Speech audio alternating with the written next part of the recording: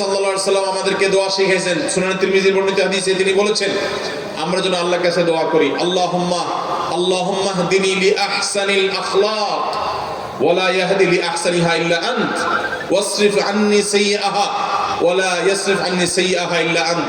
আল্লাহ আমার আচরণটা সুন্দর করে দেন, ব্যবহারটা আমার বড় খারাপ, নিজেই আমি বুঝতে পারি যে আমার রাগ উঠলে মাথা ঠিক থাকে না, কি বলি না বলি, কত মানুষের বদদোয়া নিয়েছি, কত মানুষের কষ্টের কারণ হয়েছি, কত মানুষের হক নষ্ট করেছি।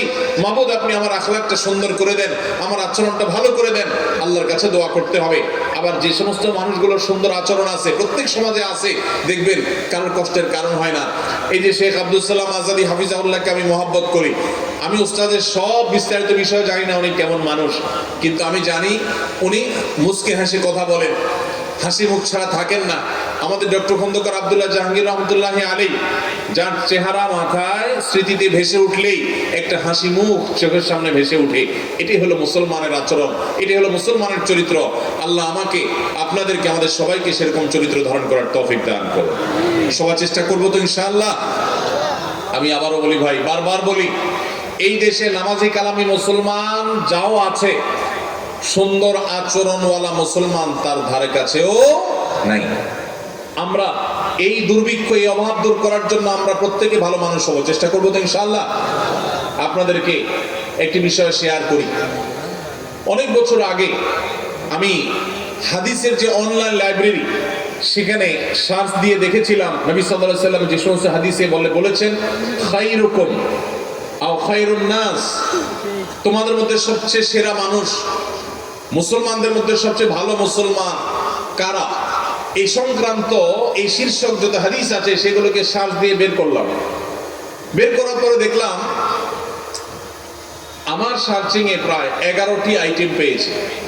এই 11টি আইটেমের একটা আইটেম পেয়েছি খায়রুকুম মান তাআল্লামাল কুরআন ওয়া আল্লামা, তোমাদের মধ্যে মুসলমানদের মধ্যে সবচেয়ে উত্তম তারা যারা মানুষকে কোরআন শিখায়, নিজে কোরআন শিখে এবং মানুষকে কোরআনের শিক্ষা দেয়, তারা হলো সবচেয়ে উত্তম। এই একটা বাদে বাকি 10টা যে হাদিস বা 10 প্রকারের যে হাদিস, সবগুলো হাদিসের নির্যাস একই, সেটা হলো নবীজি সাল্লাল্লাহু আলাইহি সাল্লাম সবচেয়ে ভালো মানুষ, সবচেয়ে ভালো মুসলমান, সবচেয়ে শ্রেষ্ঠ মানুষ, আল্লাহর কাছে সবচেয়ে সেরা মানুষ। এইভাবে যাদেরকে চিত্রায়িত করেছেন সে মানুষগুলো হলো, সবগুলো মানুষ হলো আখলাকের সৌন্দর্যের অধিকারী। যেমন তিনি বলেছেন খায়রুকুম খায়রুকুম লিসাহিবিহি, তোমাদের মধ্যে সবচেয়ে ভালো মানুষ যে তার সঙ্গীদের কাছে ভালো। এটা আখলাক সম্পর্ক, আচরণ সংক্রান্ত বিষয়। অর্থাৎ আপনার বন্ধু বান্ধব, আপনার মহল যাদের মধ্যে উঠা বসা করেন, তারা যদি বলে ওর মতো মানুষ হয় না, ও আসলে খুব ভালো মানুষ, ও খুব নরম মানুষ, ও খুব ভদ্র মানুষ, ও কাউকে কষ্ট দেয় না, কাউকে জ্বালায় না, কাউকে উত্ত্যক্ত করে না, খারাপ কাজ করে না, এই সাক্ষ্যটা যদি আপনার সার্কেল, আপনার সোসাইটি, আপনার বন্ধু মহল, আপনার আশপাশের লোকজন, আপনি যাদের মধ্যে থাকেন তারা যদি বলে, তো আরশে আজিমের মালিকের কাছেও আপনি ভালো।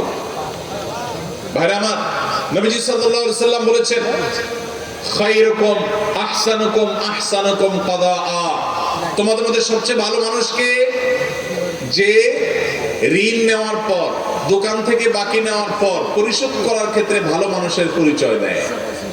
বহু লোক দেখবেন এক দোকান থেকে বাকি নিয়ে ওই দোকানের সামনে দিয়ে আর হাঁটে না, আছে না নাই?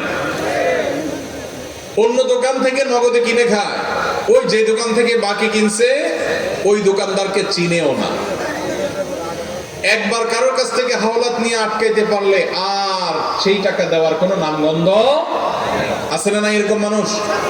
ভাইরা আমার, তাহলে ভালো মানুষ হতে হলে, ভালো মুসলমান হতে হলে আমাদের আচরণ, আমাদের কাজকর্ম, লেনদেন, এগুলোকে সুন্দর করার কোনো বিকল্প পথ আমাদের সামনে খোলা নাই। আল্লাহর কাছে দোয়া করি, ফরিয়াদ করি, আল্লাহ আমাকে আজকের এই মাহফিলে, এই বিশাল সেমিনারে যারা উপস্থিত হয়েছি, আল্লাহ আমাদের সবার আখলাক গুলাকে সুন্দর করে দেন। ভাইরা আমার, আমি ব্যক্তিগতভাবে আল্লাহর কাছে কাবায় তওয়াফ করতে গিয়ে অথবা হজের সময় দোয়া কবুলের জায়গাগুলোতে আল্লাহর কাছে আমি কয়েকটা জিনিস কমন সব সময় চাই। এর ভিতরে একটা জিনিস হলো, আমার কাছে যে মানুষগুলোকে খুব আখলাকি মানুষ মনে হয়, নাম ধরে ধরে আমি বলি আল্লাহ অমুকের মতো উত্তম আখলাক, সুন্দর আচরণ আমাকে দিয়ে দেন। আল্লাহ আমার আচরণটা সুন্দর করে দেন। আল্লাহ আমার আচরণ থেকে যেন ফুলের সৌরভ ছড়ায়, আমার আচরণ থেকে যেন দুর্গন্ধ না ছড়ায়, আমি যেন কোনো মানুষের কষ্টের কারণ না হই, এমনকি শত্রুও যদি আমার সাথে শত্রুতা করে তার প্রতিও যেন আমি সীমা ছাড়িয়ে না যাই, জুলুম না করি। আমি সেই নবীর অনুসারী যেই নবী কোনোদিন অমুসলিম কাফেরদের প্রতিও জুলুম করেন নাই, যারা তাকে কষ্ট দিয়েছে তাদেরকেও তিনি কষ্ট দেন নাই।